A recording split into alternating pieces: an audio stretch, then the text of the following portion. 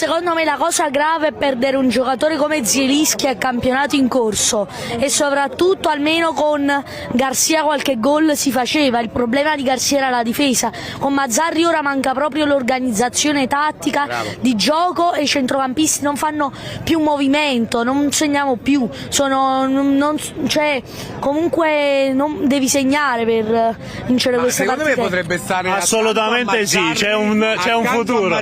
come secondo. Non puoi puntare a vincere una partita nei minuti finali anche contro il Genoa, cioè tu ti devi mangiare il campo, non puoi stare così e soprattutto oggi c'è costata dura la giravolta di Lobotka in mezzo al campo, perché magari se l'avesse messa in mezzo, ma comunque non era una vittoria meritata, visto che comunque anche contro Salernitana e Verona abbiamo vinto così, ma non porta a niente questa vittoria sporca in mischia. Se non altro arrivano segnali ancora